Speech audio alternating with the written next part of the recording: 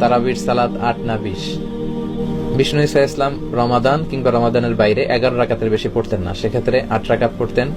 তিনি তারাবি বলেন বা কিয়ামুল লাইল বলেন, যেটাই বলেন, আর বাকি 3 রাকাত ছিল বেতের পড়তেন। পরবর্তীতে ওমরে ফারুকের সময় উনি সাহাবীদেরকে বিচ্ছিন্ন হয়ে রাত্রিবেলা মসজিদে নামাজ পড়তে দেখে একত্রিত করলেন। তখন থেকে 20 রাকাত চালু হলো। মসজিদে নববীতে, মসজিদুল হারামে আজও 20 রাকাত হয়। আমি আল আজহার ইউনিভার্সিটি থেকে ব্যাচেলর করেছি, সেখানেও 20 রাকাত হয়।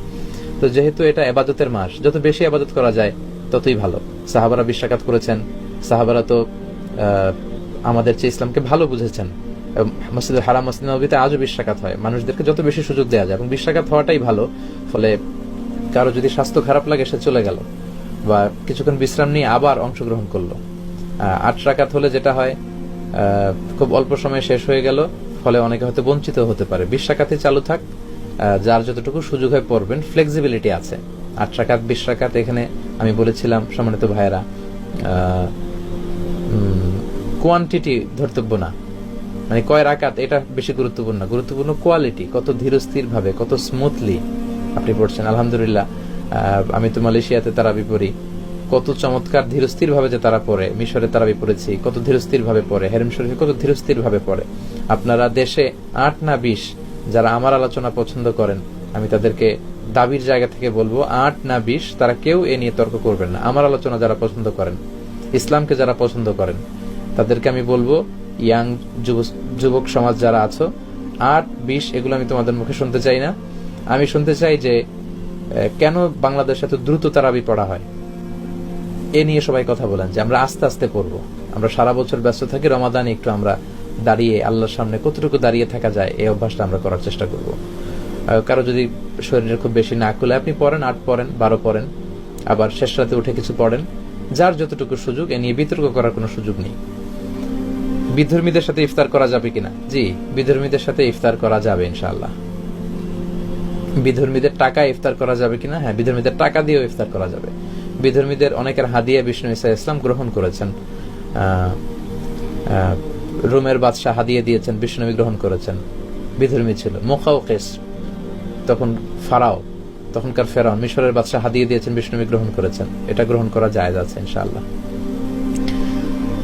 আমার ভাইয়েরা অনেক প্রশ্ন করেছেন, শুধু বিসমিল্লাহির রহমানির রহিম বলে ইফতার করলে চলবে? হ্যাঁ, চলবে। আপনি খাবার শুরুতে বিসমিল্লাহ বলবেন। তবে বিষ্ণু ঈসা ইসলাম খেজুর বা পানি দিয়ে ইফতারি করে বিষ্ণু পড়তেন, যাহাবা যামা ওয়াবতাল্লাতিল উরুক ওয়া সাবাতাল আজরু ইনশাআল্লাহ। সারাদিনের তৃষ্ণা দূর হয়ে গেল, আমার রগে শিরায় উপশিরায় সিক্ততা পৌঁছে গেল, ইনশাআল্লাহ আমাদের প্রতিদান আল্লাহর কাছে নিশ্চিত হলো। কত চমৎকার দোয়া!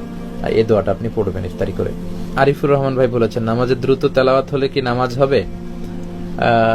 নামাজটা আসলে সুন্নাতি তরিকায় হবে না, আর রুকু সেজদায় দেরি করলে নামাজই হবে না, আপনাকে সহ সেজদা দিতে হবে। তা'দিলুল আরকান, ধীরস্থির ভাবে। আমি সবসময় বলে থাকি যে নো রাশিং ইন সালাহ, সালাতে তাড়াহুড়ো নেই। নো হ্যাস্টিনেস ইন সালাহ, সালাতে তাড়াহুড়ো করা যাবে না। আপনি রিল্যাক্সের সাথে রুকু করবেন, পিঠটা সোজা হবে, স্ট্রেট ফরওয়ার্ড। রুকু থেকে দাঁড়িয়ে সোজা হয়ে দাঁড়ায় থাকবেন, আবার সেজদায় চলে যাবেন। আপনি 2 সেজদার মাঝখানে আপনি বসবেন, রিল্যাক্সের সাথে পড়তে হবে। বিশ্বনবীর সালাত ছিল রিল্যাক্সের সাথে, তাড়াহুড়ো করলে আসলে এটা সালাত হয় না। রোজা রেখে কাউকে রক্ত দেওয়া যাবে কি? আমি বলেছিলাম যে 1 কাপ, কাপিং পরিমাণ, সিঙ্গা লাগালে যে রক্ত, চায়ের কাপে 1 কাপ পরিমাণ রক্ত বেরোলে রোজা ভেঙে যাবে। অল্প ব্লাড নিয়ে ব্লাড টেস্ট করলে রোজা ভেঙে যাবে না। কিন্তু কাউকে রক্ত দেয়া যাবে কিনা, রক্ত দিন, জীবন বাঁচান। আমি বলেছি মাকাসিদুশ শরিয়ার প্রথমটি হচ্ছে হেফজুন নাফস, জান বাঁচাতে হবে। অনেক সময় অ্যানাউন্স দেয়া হয় একজন মুমূর্ষু রোগীকে বাঁচাতে হলে রক্তের প্রয়োজন, রক্তের গ্রুপ বি পজিটিভ। তখন আপনি কি করবেন? আপনার বি পজিটিভ হলে দেওয়ার সুযোগ থাকলে অবশ্যই দিবেন, কারণ জীবন বাঁচাতে হবে। কিন্তু আপনার রোজাটা ভেঙে গেল, আপনি পরবর্তীতে একটা রোজা কাজা করবেন, আপনি ইনশাল্লাহ অনেক সওয়াব পেয়ে যাবেন ইনশাল্লাহ।